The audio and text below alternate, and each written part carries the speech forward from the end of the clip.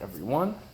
Okay, everyone, I'm making a quick video on the Dyson Ball Animal 2. I've seen some people, I believe, was Vacuum Wars as one, showing that the Dyson Ball Animal 2 and also the Multi-Floor 2 can't or have a lot of trouble picking up large debris on hard floors. So as you can see, I have these particles right here. They're like, as you can see, they're paper, but they're like maybe the thickness of a Cheerio. So we're going to take one forward and back pass. The bin, I just emptied it. There's probably some dirt and a little bit on the bottom. And the filter has a little bit of dust on it too. It's not perfectly clean, but here we go. Brush roll off. It's not spinning.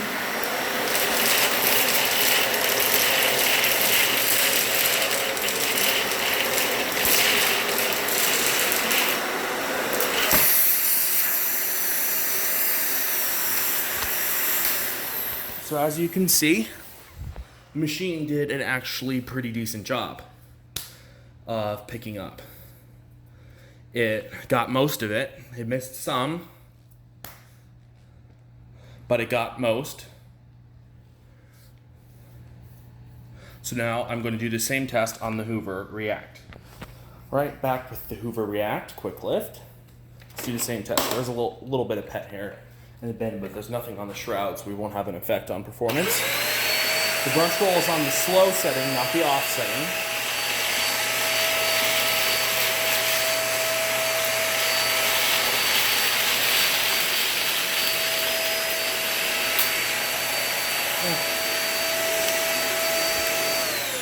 As you can see, basically a very similar result. Basically left basically the same amount of dirt.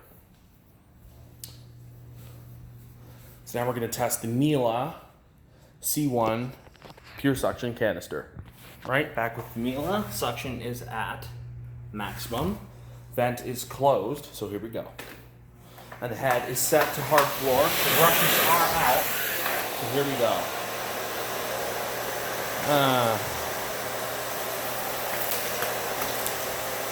Well, that doesn't really seem to work very well. Well, I can show you the problem. If you look closely, you'll see there is absolutely zero clearance. These holes are too small on the bottom of this nozzle. So basically you need to get a parquet brush with this machine, with this Miele, because the hard floor nozzle, let's try one more pass. So basically the hard floor nozzle, let's go very slow. The dirt will go in from the side a little bit right here. See what? Some dirt, a little bit. You have to tackle one completely like this, and then it will suck it up. But tackling one at a time, only facing sideways isn't realistic, because it has this little channel right here on the side that dirt can travel through.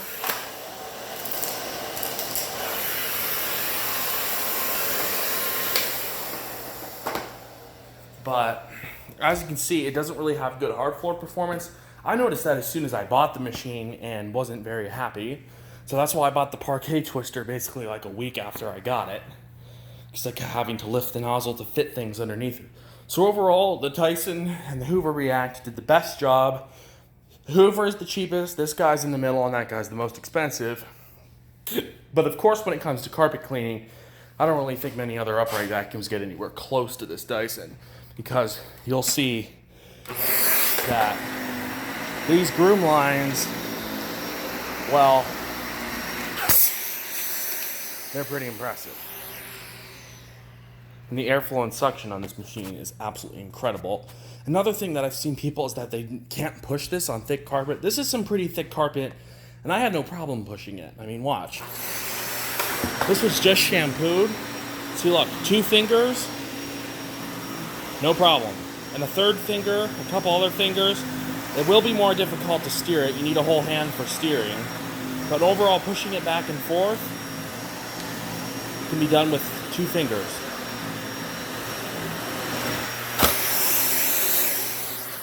But of course, I am a slightly larger than normal sized human, but still, that is not hard to push. In fact, it's actually pretty similar, I'd say, to pushing maybe a Hoover wind tunnel. It's not difficult. I don't get tired from pushing the Dyson around. There's only one vacuum I get tired from pushing around, and that would be, what was that machine called? Dang it, I can't think of it. I don't even think I have it anymore. It was some, freaking Lord. The Samsung View 3000 was impossible to push. And that wasn't because of the nozzle, it was because of the wheels. It didn't have that great suction and didn't seal that great. It's because the wheels were on like a V angle and it was so difficult to push that I used it for maybe 5 minutes and never used it in my house ever again. It was so bad. But whatever. Samsung, you need to stick to phones like the one I'm filming on right now, but just please don't make any more vacuums unless you really do a redesign. Like make a new vacuum, not even a redesign. But anyway, so as you saw, the Dyson did a good job. The Hoover did a good job, but the Miele was, But you can simply fix that problem by getting the, I don't even know where my vacuum tools are right now. Oh yeah, when I shampooed, I moved them. But the parquet twister is a needed accessory for any Miele canister vacuum if you want to clean hard floors, because this tool is very bad. But I hope you enjoyed and stay tuned for more.